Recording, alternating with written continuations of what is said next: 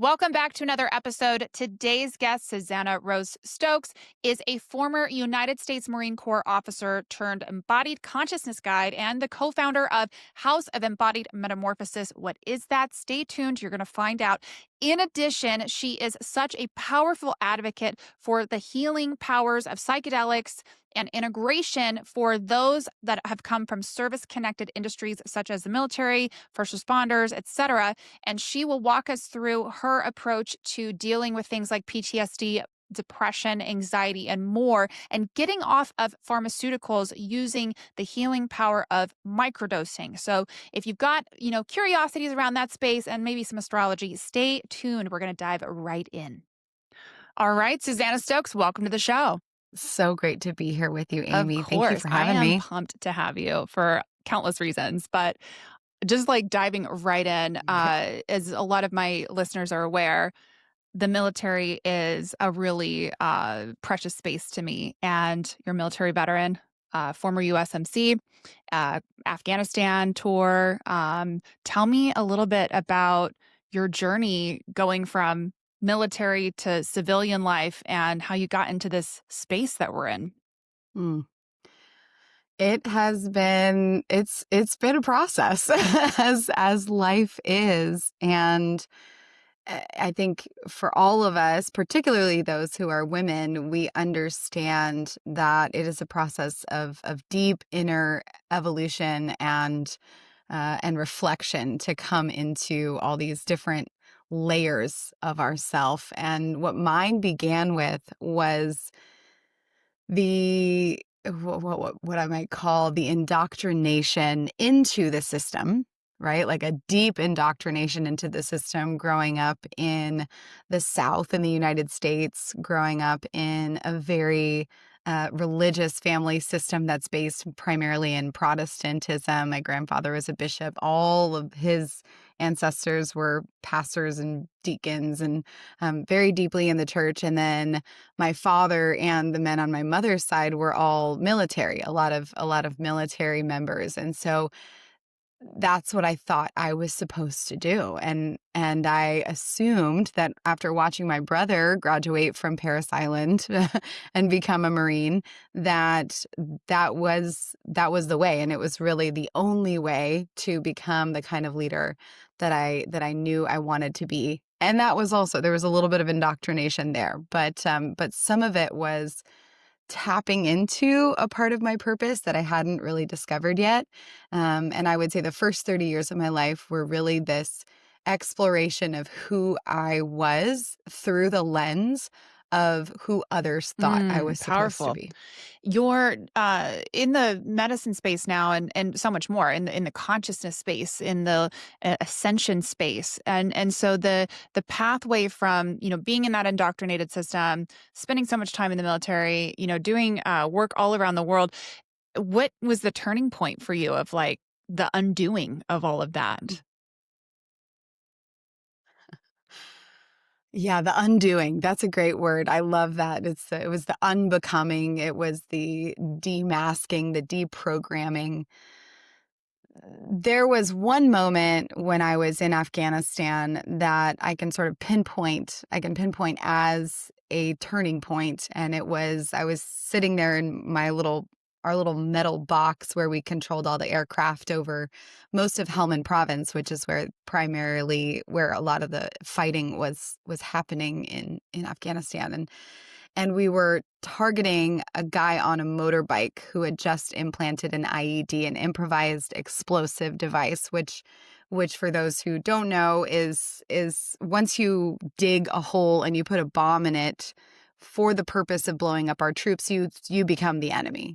Regardless of who you are, what your background is, you become the enemy, and our troops are going to target you. And so we were targeting this individual and watching them from a drone and ready to drop a Hellfire missile on this guy. And we did, and we drop it, and all of the guys around me cheer as it hits. And I remember having this moment of cognitive dissonance, like, wait, what? Why are we cheering for death? Why? That doesn't make sense. and really for murder, right? Not just death, but like intentionally killing another human. And then I watched his heat signature, because there's an infrared camera, get up and run away. And he'd made it through that big blast, which seemed inconceivable to, totally impossible. And that was when I cheered internally, like, oh, wow. Okay, you made it. And that was because I started to develop this moment of compassion. I was like, who is this guy? He's probably a farmer's son. He's someone's brother. He may be someone's father. He's certainly someone's son. He has a mother and a family just like I do. And I thought, there's something here that doesn't feel right. And that was the beginning. That was like the crack in the undoing. There were moments around that and before that and after it, of course. But that was the moment where I was like record scratch, like, okay, something's got to change. And I think that's also when I started to basically rebel in the military, and very quickly realized that I should be getting out so I could pursue Well, other that interests. resonates with me so much because when I was in Afghanistan, I was in Sharana on the eastern side, really close to the Pakistan border. And on our base, we had a patrol that we would go do, take turns, et cetera. And there was a guy that would take a route past our base pretty frequently. And he was on a motorcycle, and he used to travel with an RPG on his shoulder. And the new guys would be like, whoa, like we need to engage with this target. And then, of course, the more seasoned folks that had been there for a while came through and were like, hey, no, like this guy's just going to work. He carries that RPG on his shoulder because of the amount of terrorist activity here where he feels threatened. So he's, happened to have this on his shoulder to be intimidating and, to kind of protect himself. Because, it's not like resources, like you can just go down to the local gun shop and pick up a weapon to defend yourself like you can here in the United States. This is the middle of a really incredibly poor, under-resourced country, and so they get what they can find. And in this case, he could find an RPG. So it's so fascinating. You never know someone's story, and so like even the cases where maybe somebody might appear to be threatening, there's an underlying story. This guy's a father. He's a brother. He's a son. He's just literally going to work. So I'll never forget that story because it's kind of a don't judge the book by its cover, the concept that we've also, frequently heard. And so that really resonates with me quite a bit. Oh, And the other thing that popped up for me as you were sharing is the glorification of death. I've seen this. You probably saw these shirts too in the AFES stores where they used to have shirts that targeted towards like the infantry guys, where it would say like just drop a bomb on them all and let God figure it out. And those kinds of statements, or even being really proud to wear infidel on their shirts and stuff was so anti, like the very thing that we're advocating for, which is peace and kindness and like, everyone getting along and like trying to end war and things like that. It's like the same guys doing the work for that are not just guys, but girls too, like perpetrating the chaos and the hate and the anger. And it's like, even the video games these days, it's like it's a reward system where you get more points for the more kills you get. So it's like we're just feeding this machine of just really horrible stuff. And so yeah, I'm with you there. I think that was probably a really key indicating factor for me also in just like my disconnection from like, hey, what are we doing here? What are we actually doing here? So I feel you there, sister. One of the things that has drawn me to want to have you on the show is this incredible, remarkable transition that you've done, because transition is so hard for military veterans, where you were in Afghanistan, you're in the military, this very kind of like macho, masculine energy type of career. And you've really swung the pendulum this other direction where, you've got that warrior energy and that warrior spirit still, but you now are helping people find softness. And you're introducing, feminine energy and this beautiful balancing act into consciousness. So talk to me about like how you got from military to the work that you do today. Like What was that like? What that journey? Hmm. Yeah, and thank you for sharing those stories too. I feel like I don't hear a lot of these stories, especially from women, and we definitely need our voices to come together to share those moments of cognitive dissonance where you're like, that dude is just trying to get to work, and that's the weapon that he happens to have in this chaotic country. So, thank you for sharing that too. I got chills for sure. I was like, yep. That's the state of affairs that we're in. Um, and speaking to those shirts and bumper stickers and all of the propaganda that goes into the war machine and war mentality, there is there was this process of realizing that I had been so programmed into believing that there was an other that I then had to start considering, what if there wasn't another? And the only way to do that for me and to start rewiring those neural connections, which had been very, very like there'd been a lot of formidable pathways created by the military and by the war machine. I had to unmake those, and the only way for me to do it was through altered states of consciousness. I really needed to get out of my day-to-day brain and my daily operating system. So as I started to break down and have these moments of cognitive dissonance and then actually go through a whole disillusionment process of being like, none of this matters, God doesn't exist, my entire faith is bullshit, I'm lost. Like I was completely in this state of total openness of like, well, what is there and what is really true? That led me to my next job, which was at Facebook in the Bay Area, now Meta. And that was through a, string of universal synchronicities that just was like, here, this is where you're going to go. And there I encountered psychedelics and plant medicines.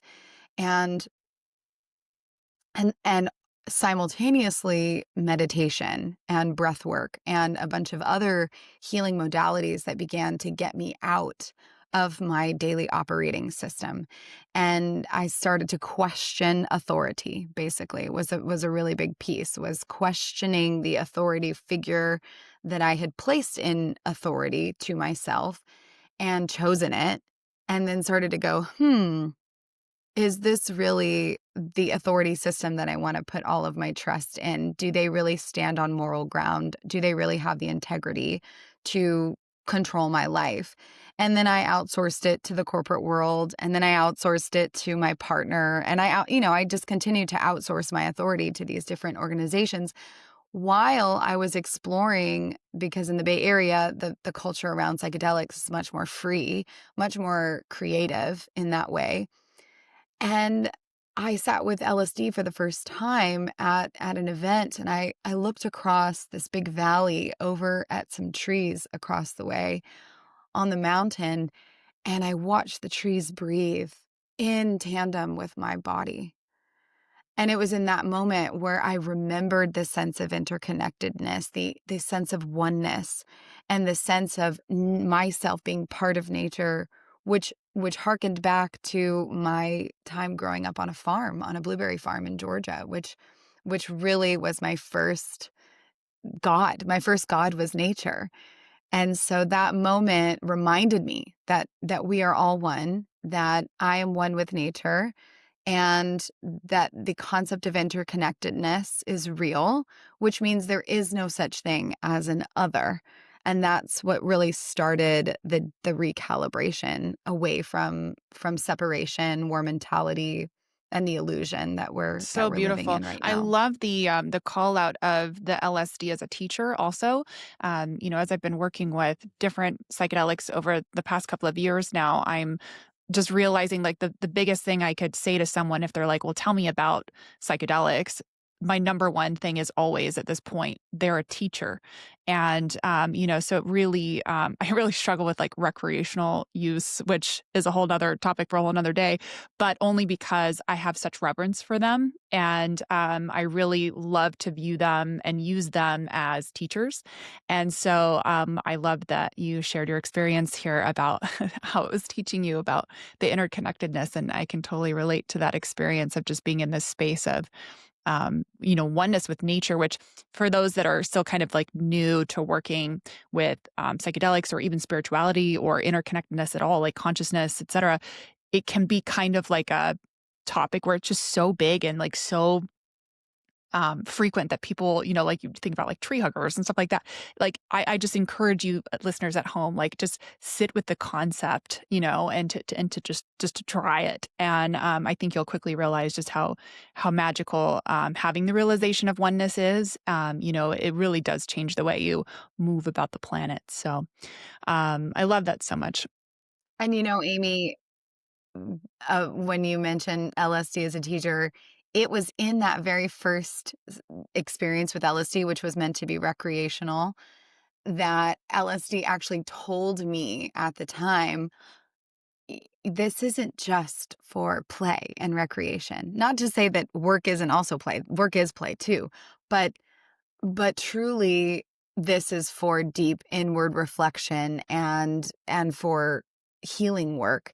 And I don't think I realized it at that time until the medicine itself told me that. And I was like, oh, there's Hmm. something more here.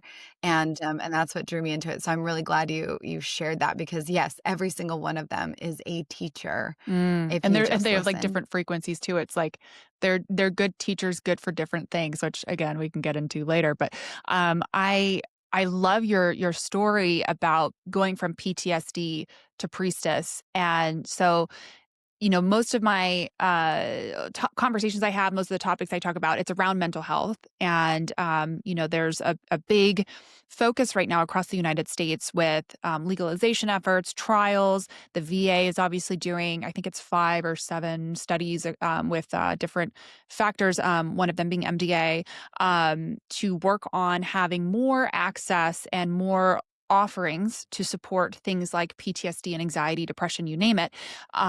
Your story is pretty special because you've not only like kind of overcome the unthinkable, the unchangeable, right? Most of us view, especially coming from the military or service related fields like first responders, et cetera, that PTSD is like something that's forever. It's like kind of like a death sentence. And you know, even my own, it's like, struggled with it for 10 years, tried all the medications, nothing worked. I just was kind of like getting to my last straw, my last hope with it. And so your story is really one of transformation and hope. It's a beacon for sure for others to understand that it is possible to completely undo the PTSD. It's completely possible to move past that story that's in our brains playing on a loop. So girl, talk to me about all the things. What did you do? How did you do it? Share with the class here because we're all eagerly hanging on by the edge of our seats, like looking for someone to throw us a bone of like, how to undo this stuff that's happened to us. Mm, mm. Yes, and that fear of it being a death sentence, a forever sentence, or the rest of your life sentence is what I find is really the crux of the challenge in our current healthcare system, which I have thoughts on whether it should be called healthcare, but essentially the symptom management system that we're in, right? Which is really focused on how do we get people to engage with as many of our synthetic substances as possible for as long as possible. So there's going to be this idea that what you're doing, what you have now been diagnosed with, is m- i- impossible to heal. That's the concept in the phrase. And at Metamorphosis, what we've discovered and what I've discovered within my own body system and also within my own family system is that every single one of these things that we consider to be impossible to heal, which also expands out to many, many other things, but let's start with PTSD, are absolutely possible to complete. And the way that I have found is the most effective is we have to quiet the default mode network of the brain, quiet the analytical mind in a really big way, and then lean into the intuitive mind that connects us with with what a lot of teachers call the unknown. I call it the divine feminine, the infinite quantum field of all possibilities, which says, yes, healing is absolutely possible for you. And then there is this process that we can go through that involves what we call the metamorphosis method: preparation, experience, and integration. And when you do that entire process, you close and complete karmic loops. And karmic loops are kind of like that thing in your life where you're banging your head against a wall over and over and over again, like you said, trying every single possible technique that they're throwing at you from the current system, and realizing that none of it is working. The door is not opening, nothing is moving, nothing is really changing. And really, if we just turn our head left, there's like a wide open hallway right there that we can go to. And so, but it requires a little bit of creativity. It requires getting out of those grooves that the serotonin is really used to taking. I describe it like, in the default mode network of the brain, you have neurotransmitters that are traveling on the little box cars that are serotonin. Serotonin is the delivery vehicle, and that's creating the synapses, right? So then they'll hit another neurotransmitter, and then there'll be a synapses and you'll have a thought. Well, the serotonin has these highways that's kind of like the 405 in Los Angeles. And you're basically, everybody takes that same highway. Every piece of serotonin, every little boxcar is taking that highway to get to the same place because that's the safest, quickest, most efficient way to do it. Well, what happens when there's a massive accident on the 405?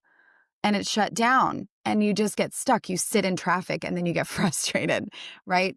So this is what's happening in our brains when we have a traumatic accident that then creates a stuckness.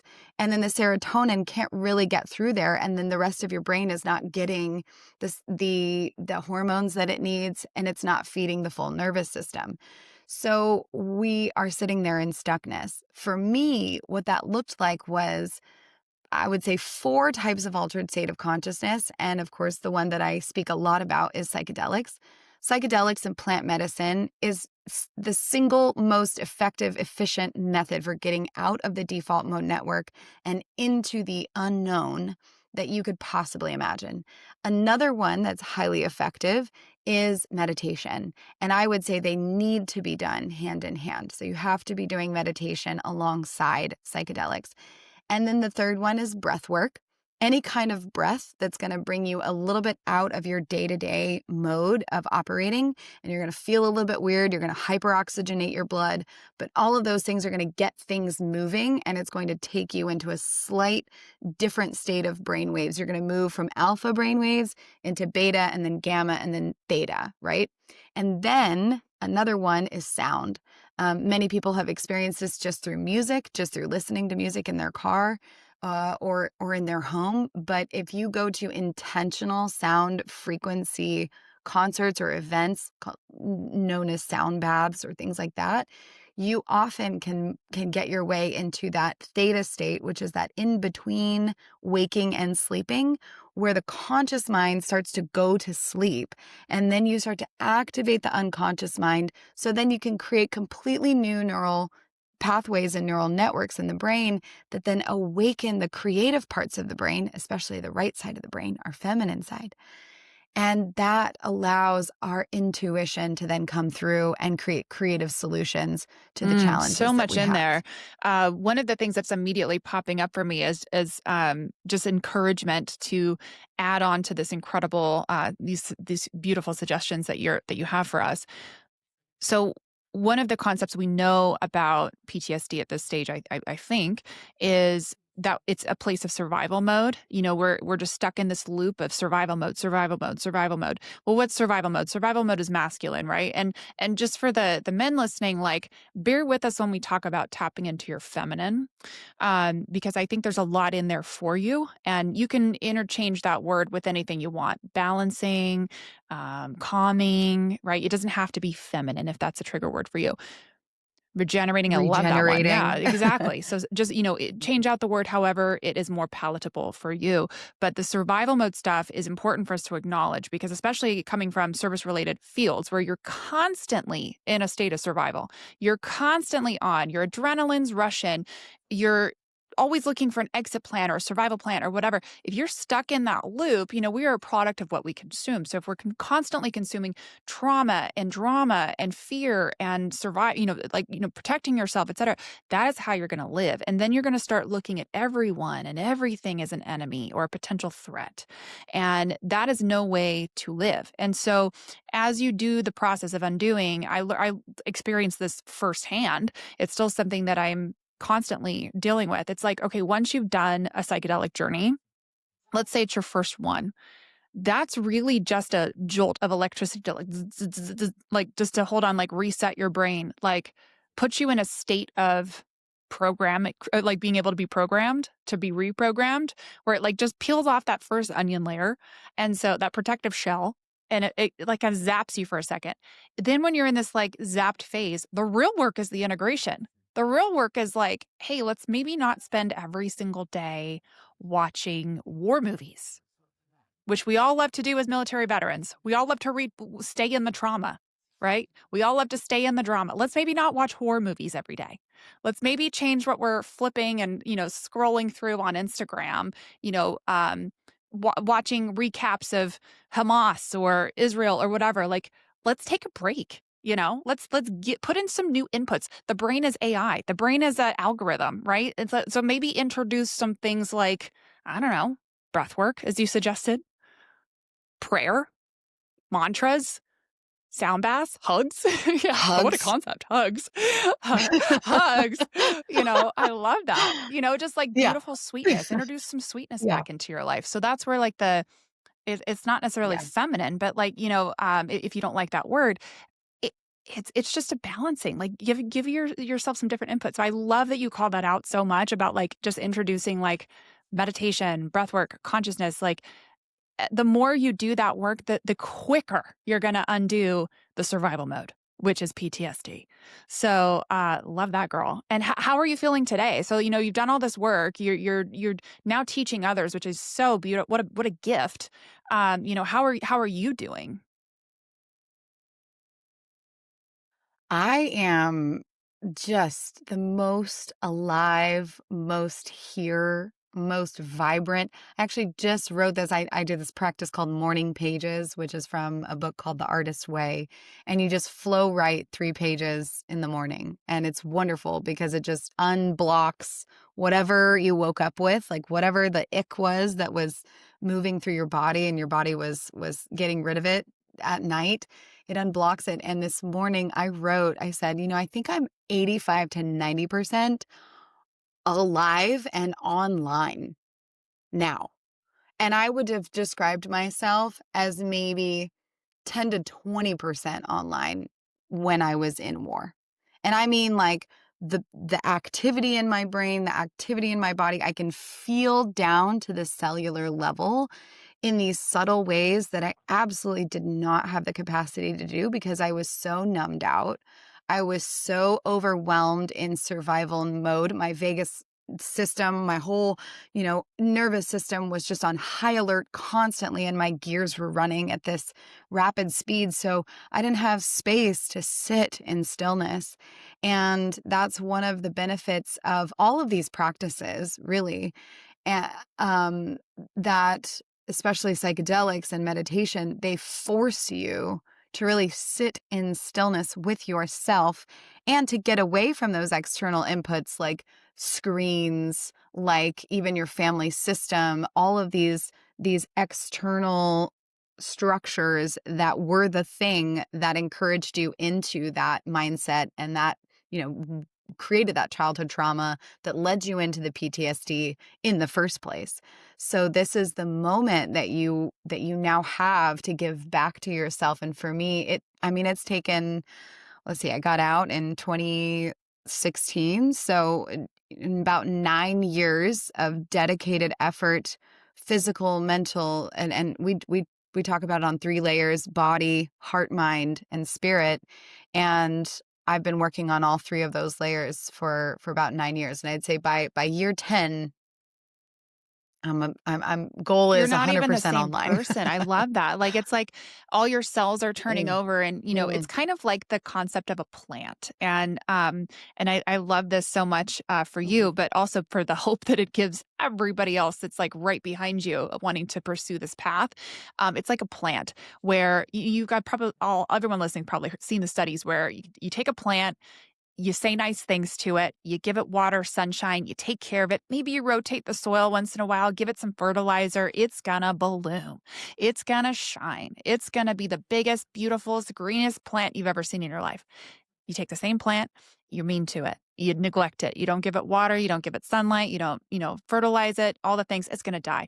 And so I love the concept of you just like so intentionally taking care of yourself for, consistently chipping away at the David Mm. structure that you are, right? Like Yeah. Yeah. constantly, like just little chisel here, a little chisel That's there, right. right? And soon you're the statue of David, in Italy. And Just 100%. reveals itself. I love that metaphor about the plant because the plants also they did a study and they played some plants classical music and highly complex intellectually based music, and then they played plant the same type of plant in the same environment metal music, which was lots of anger energy, lots of that intense rage, and the ones played classical naturally, as we expect, flourished, while the others, some of them actually died because they couldn't make it through. And while I have spent my fair share of time at amazing rock concerts,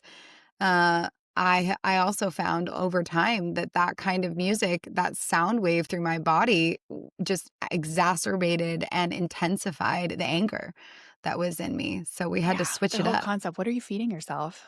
Not just food. What are you feeding yourself? Everything is a energy. Everything. So incredible. So you've grown so much over the years, and one of the things I was really interested about is you've like taken this like not just to like for your own personal wellness. You've now created an organization and you hold events. You've got a church. There's so many different things that you are offering to others who are looking, which by the way, one of my favorite concepts is, when you're ready, the teacher appears. And I like absolutely, I always have such deep respect for people who, when they've done their own work, they turn around and they offer their hand out for someone else to lift up with them. And I think what I've seen so far of your organization and what you guys offer for events and things is just the prime example of that, where it's not commercialized, it's not corporatized, it's like just true, genuine, heart led space. And so tell me about your stuff. I mean, like how can people find you and get involved? Like, what are your offerings? Like, just tell us all the things. Thank you for saying that, Amy, that you are seeing that even at first glance. That means a lot because we put a lot of heart into it, and it is metamorphosis was born from trauma. She was born from the depths of darkness that was many of ours. It wasn't just mine, but many people who hurt so badly, mostly women, who were like, this should never happen to another person ever again. This is just absolutely unacceptable for our children and our children's children. And that's why she's built is for I have a 9-month-old baby boy, and I started building her well before he was born or even a thought in my mind. And I'm so deeply grateful that we have this organization now to help pave the path for his becoming. But the ways that people can get involved, I don't know when this is going to come out, but if it does come out before October, we have an amazing event in October called MetaFest, and that's going to be up in Tuolumne, California, which is north of Yosemite, right there at the tippy top of Yosemite. Absolutely stunning, gorgeous venue. Earth like nourishment is the name of the game there. And we're bringing together therapists and clinicians and facilitators and veterans and all of these leaders in this space who are going to speak about not just psychedelics and plant medicines, but and their ethical stewardship, but also how do we blend those and work in tandem with existing therapeutic techniques, cognitive therapies, somatic therapies, things like that. How do we really blend all of these things together to make them the most effective they possibly can be so they can work on all three layers, right? Body, heart, mind, and spirit. And then if you are, for example, one of our visions and missions is to really get everybody as who wants to be off of pharmaceuticals into full sobriety. That's really the goal. The goal is absolutely, no need for any substances whatsoever. But as part of that process, plant medicine is a really beautiful gateway. So we have a course called Mindful Microdosing that's specifically to help you wean off of other substances and work with microdosing as the gateway, as the portal to that. So you can go to our website for that, and we'll link that in the show notes. And you can follow me personally on Instagram. Our organization is still building up whether we'll even have an Instagram, because there's a lot of feelings around social media and the way it's consumed. But because we want people to consume our content really intentionally and to come to us not in that sort of scrolling instant, like just take a little sip of it energy. We want it to be really deep, immersive experience. And then finally, I'll say that we have a 12 to 15 month facilitator initiation program where you can take the 12-month track where you can become a leader and we'll incubate your business, your soul aligned business, or you can take the server track and you can become a server and facilitator of sacred medicines. And often there's a cross of both, right? Often those people are entrepreneurs and medicine servers like myself. So those are a few of the offerings of our ecosystem. And we do have a church, which is the 508c1a House of Metamorphosis, and that's where we cultivate our medicine. We have a community cultivated medicine called Trinity that is a psilocybin. And if you come to one of our events or one of our webinars, you can hear more about her. And then we're introducing new microdosing protocols with Iboga and San Pedro to target very specific ailments, because we noticed that Iboga in certain dosages and with other plants, for example, helps with neurogenesis, where we can regenerate the neurological cells that have been damaged with dementia, Alzheimer's, autism, things like that. And then same thing with San Pedro, but more for the heart space and grief and Beautiful. loss. That's a great full circle thing in terms of like what we were saying earlier about like each of them having like a different teaching or a different purpose, et cetera. They truly are all different for different reasons and are supported for different reasons. One of the questions I get a lot is because Ibogaine is obviously buzzing in the internet right now with all of the work that's being done by a few different groups across the United States. That's like the big hot one at the moment. And everyone's asking me like, have you tried it? Have you tried it? And I haven't felt called to, because there's a few things, I'm sure it's great, and I'm sure at some point I'll sit with it just out of curiosity. But right now, I have never struggled with like addiction as an example at all. And so for me, I know that's like one of the primary things that it's really amazing for. It's not the only, of course, but in that sense, like I feel very complete at the moment with just, all the work that I've done and now again, use these things very sparingly and for just connection. So it's really, really beautiful that you have all of these incredible offerings. And I'm definitely encouraging everybody, especially veterans, first responders, et cetera, because you do have such an incredible, powerful testimony to the work that you've done and the results that you've gotten. I encourage everyone to reach out to you and to see how they can get involved with what you're doing in your events. So that's amazing.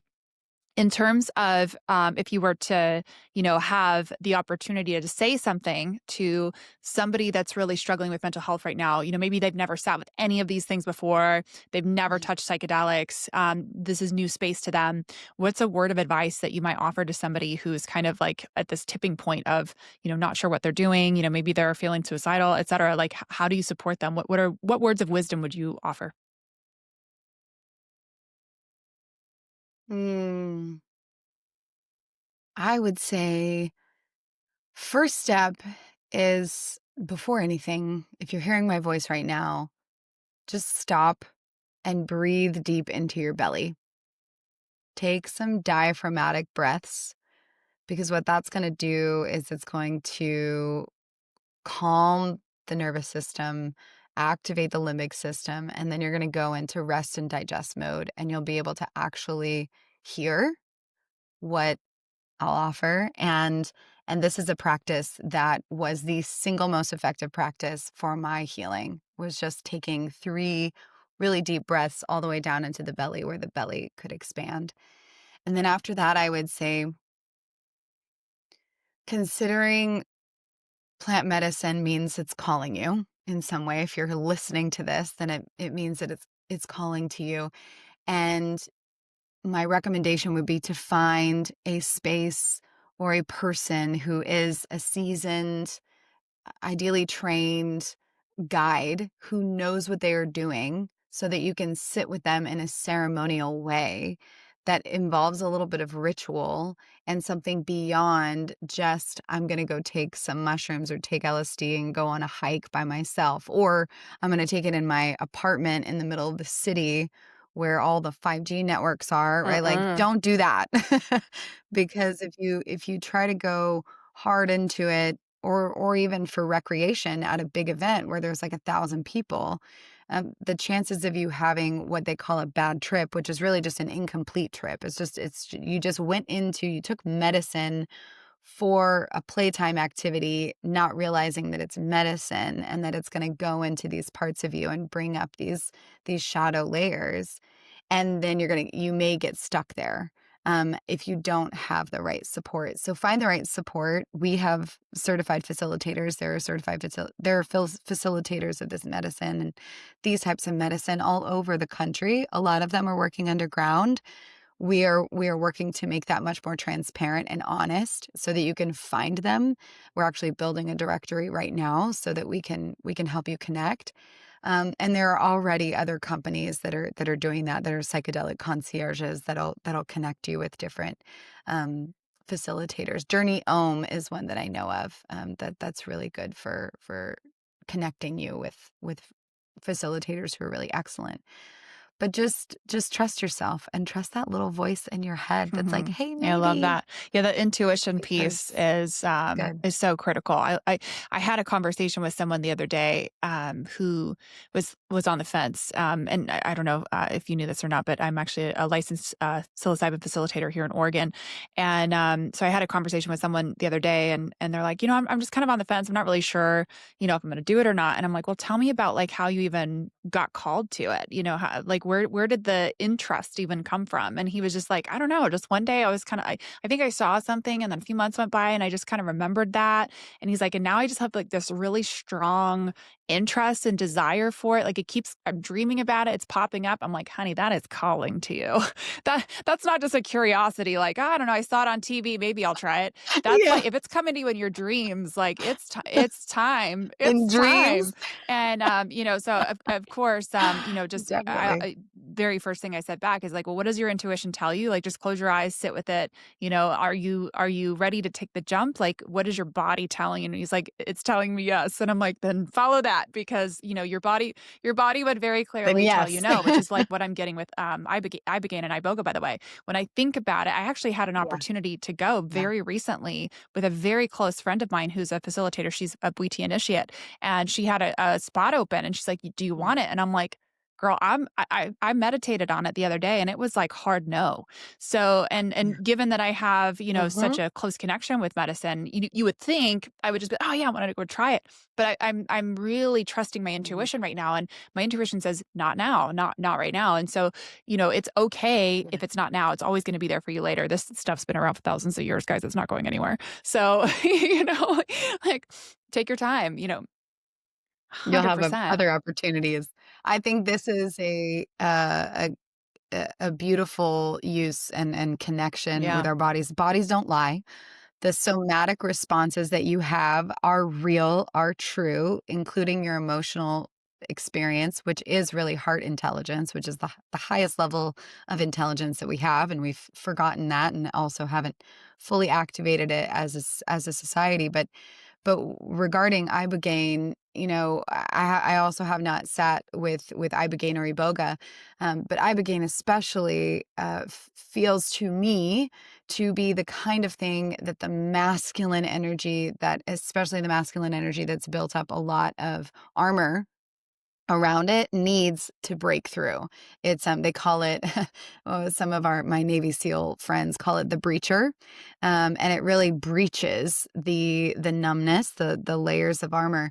And for those, I've noticed that there are certain medicines, especially in macro form, that have a very different impact, and there really shouldn't be as many women engaging with certain medicines because we just don't need that level of breach. We also don't need that level of like sledgehammer effect because our systems are more sensitive. We are naturally more open. We are naturally more permeable, and it can create more harm than good. And I would say ibogaine is one of those. Not that I will recommend that people not do it if they are called to it, even if they're a woman. But I do find that there's a general feeling that that one really is for the masculine energy, particularly Mm. those like special operators who need Yeah, that it's level interesting of you say that breaching. because when I Yeah. know about the Bwiti tribe, some of my closest friends, two of them come to mind immediately that actually have a program in Mexico where they serve their Bwiti initiates. Both of my girlfriends have talked to me a little bit about their journey, but in one particular, who's a very, very beautiful energy, a very feminine, beautiful energy. She was explaining her experience to me, and one of the things that she mentioned is the women of the Bwiti tribe are such warrior women, and they're very strong, very Mm. masculine warrior women, like in the most I think I'm a pretty like masculine, like, military alpha female, right? Like hang with the guys, like I was air assault repel master, like, did all the things. And the way she was describing them, I'm like, damn, I would be intimidated. And so, I do think that you're onto something there. And of course, I don't have the experience working with it to be like, yep. But from at least the stories I've heard, the medicine's birthplace, which is known to be Gabon, is, the women there are warrior women. So that doesn't surprise me that that's the energy that you're picking up at all. Yeah, and women right now, particularly those of us who are priestesses in this next wave, really are needing to step deeper into our Mm, feminine energy, into our softness, into our nurturing, because yeah. that's the balancing. So I too have not been called to work with ibogaine. I've considered microdosing iboga to test what we're bringing into our community, because it's highly grounding. Also, it's got that like Mm. very deep grounding energy, but more for the sake of testing and research, and just knowing that I'm being called to really step deeper and deeper and deeper into the soft, nurturing, loving, cuddly feminine in this next wave, because that's what the world Amen. needs Amen. right I now. truly think that's like it's like water and fire. A lot more of us need to be more like water. So yeah, I love that. One of the last questions that I have for you here is we started our conversation before we hit record. You were about to tap into what's going on astrology wise. And I don't know if you feel prepared. I'm totally catching you off guard here. But I was like, oh my gosh, let me hit record fast, and then we got sidetracked. But what is happening right now in the world? The world is going crazy at the moment, and I know it's tied to the astrology out there and all of the moons and the stars and the planets alignment and all of that, and it's cyclical. So whatever you know about what's happening in the world right now through that lens, spiritually or astrology wise, girl, tell me all the things. I'm so here for it. This is, I'll give you the cosmic update, as I say, as I I need that, I need I'm the like, yeah, weather, I wish you had a a handheld thing microphone behind for me sure with right the now, planets. because I'd be like, cut, Yeah, Susanna, tell us exactly. all the things, what's happening with astrology. Well, Amy, here we've got our stars and our moons aligned. Like, please, I'm like really here for it. I'm grabbing my tea. I want to do that. I want to do that as I'm kind of surprised I haven't seen that on Instagram yet. Um, so this may be the moment where some of your listeners, especially the men who are in the military or might be like, oh, No, listen, I'm stay ending tuned. it now. Stay tuned. You were forced to listen. I'm like, you're gonna step into the unknown. So, on a astrological level, and I'll speak actually to a little bit of the trends that have just happened. Earlier this year, we stepped into the age of Aquarius, which allowed us to really shift our energy as a collective into what you hear from, the age of Aquarius, like the time of brotherly love, the time of regeneration. It really is characterized by the balancing of the feminine energy.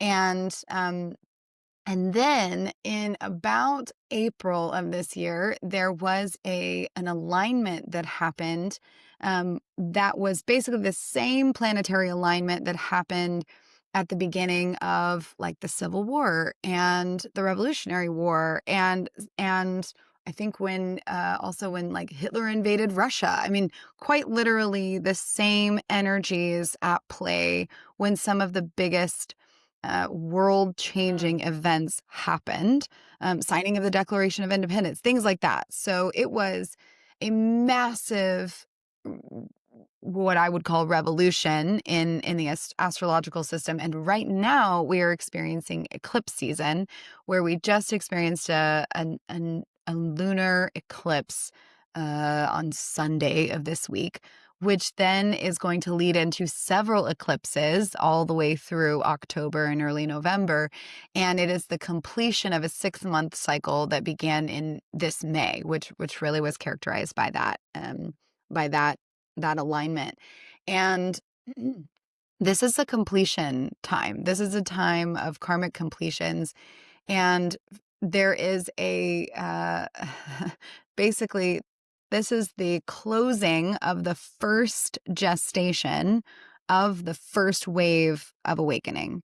So, which will close on December 21st of this coming year. So what we're seeing is all of those of us who started to wake up in about 2012, which is why there was the Mayan calendar that said, oh, this is, The end of this days, is yeah. the end of the world. It's really the end of the world as we know it, because there was this massive shift into the Aquarian age. And then actually the Kali Yuga. So if we layer these different belief systems, the Kali Yuga 500-year cycle of the Dark Ages ended March 21st of this year. And then December of this year, those of us who started to wake up, those little cracks in our reality started to wake up in 2012, and now we're more fully online. We're going to be completing that cycle, and then we'll be gearing up to help the next wave, which we'll be preparing ourselves for from 2026 to 2027. And then in 2030 is when the next wave really begins, which is the majority of those who will come online. And this all may sound super woo-woo, but what you're experiencing in the 3D as associated with this is I don't know, volcanic eruptions, wildfires, tornadoes, but Earth is erupting as a planet. And then on top of that, you have the holy war to end all holy wars that's happening right there in Jerusalem and right there around the holy area of Israel, Gaza. And then of course there's just chaos in other ways that's kind of spitting off from that you're seeing, issues between the masculine and feminine, the duality of Democrat Republican falling apart, all of these things, and fascism rising up and democracy kind of being pushed down in some ways. So all of these things are happening this year, which will then, and this is also the year of the snake in the Chinese I was born the year of the calendar. snake. So all of this right now is like Yeah. I was born the year fire. of the snake, so I don't know how I feel It's a about lot. that, but Oh, you were. 89, yeah. It's a year of shedding. It's a year of magnificent metamorphosis, really. It's a beautiful year of releasing what no longer serves us. I was born in the year of the dragon, so basically last year was my sort of anniversary of that. So it's beautiful to come back to one of those years. It's a 12-year cycle and you get to complete it. But this eclipse season is a moment where you're going to end relationships that don't work for you. You're going to no longer, take the shit that you once took. You're going to claim this new way of being in your life. And the likelihood is that will solidify by end of Boom. October, early What an November. incredible update. Thank you for your gift. I appreciate it. I like just selfishly sorry everyone listening at home. It was not for you. It was more for me and my curiosity. It was for us. It was for Yeah, us. but I'm It sure was for both of everyone us. listening also got something out of it. And you macho men that were like, I'm hitting pause. Nope. I'm glad you listened to the whole thing and you're here with us right now. Yeah, because these sorts of updates are so Me too. affirming. Also, as I look around my friend group, there's like a lot of like breakups happening, but there's also a lot of weddings, by the way, where like new beginnings, like fresh chapters. There's people getting pregnant. There's people changing jobs right now. I just had a call first thing this morning with one of my clients is like having a big separation with a organization she's been working with for a long time, and I'm just like, congratulations, because this is like such an important piece of change for you. It's like flipping to a new chapter in your book. Like, congrats, sister. We need to celebrate. Like, don't be sad. This is like awesome. Like 2.0 version of you. Hello. So That's right. Gotta make Exactly, space. exactly. I was working on a prep and integration hand guide last night, and I was stayed up so late working on it because I was just so motivated because I got talking about just like decluttering of the mind, and I'm like, oh my gosh, like how cool are these analogies of like, you go into your closet, there's clothes wadded up everywhere, there's hangers that don't match, and your clothes you got pants with the shirts and like the colors mixed in, like it's gross in there. All of you at home know that your closet's whack. And so, it's like taking that like pause to be like, you know what, it's time to kind of like spruce and to go in there. Like, what thoughts aren't you loving? And what patterns are you noticing about your behaviors? When you sit with your girlfriends at coffee, are you gossiping about other people? Just like, how are you spending your energy? And so like decluttering that process is so freeing. And it brings in such room for new outfits, if we're playing on the closet analogy, and we all love a good new outfit. So Yes. this is probably my favorite season because even though goodbyes are hard, I think just being able to be like, you know what, I've got all this room for new activity, and like, what do I actually want to do, and how do I want to spend my time, and like, girl, it is a good season of celebration. So I'm all about that shedding of the skin, and it makes me feel better about, because snakes, I don't know, snakes give me the heebie-jeebies.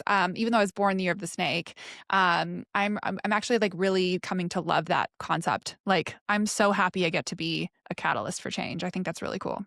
They're an incredible, I mean, I Ooh, got it okay, it's tattooed meant to on my be. arm I just to knew we were remind meant to me be all the time. friends. I knew it. I knew it. Yes. Um, Oh, yes. Oh, we're besties, 100%. I am immediate so besties. down for this. So I want to thank you. We're coming to time here. Just to the energy, the information, the inspiration, all of the things. Like, I cannot wait to come to an event of yours soon and to get involved more with what you guys have going on. And thank you so much for your service to our country and for being a light of hope and change and inspiration for others. You've been absolutely fantastic to have on the show today, Susanna, and I can't wait to do it again like 7 more times within the next week. So I will be back to get your I astrology am in. updates for sure. We're going to do a whole, watch this space, y'all. We actually may end up with our own series where it's just like a weekly recurring episode of updates of what's going on around the world and globe and astrology. And nobody steal her idea earlier of how we haven't seen this on Instagram already of us cutting to her with her little glasses and her pointer stick about what's going on with the astrology. That's our idea. We're taking it. We're taking it to the stock market. That's ours. Yeah. Yeah. We're taking that one. So thanks for coming on the show. That was a long way to say that. And I appreciate you. And I can't wait to see you again next time. So delighted. I'll see you guys later. next time, Thanks Amy. for listening. Stay tuned. We got another episode dropping soon. And do not walk to her links that are going to be hyperlinked below. I'll see you guys soon. If you enjoyed the episode today, please take a moment to hit the like button, comment below, share it with someone you love, and subscribe to the channel. It is free. It takes 2 seconds, and it helps me out more than you can imagine. Get the word out to more people who are looking for healing outside of the Western medical system. Thanks again for tuning in, and I'll see you guys next time.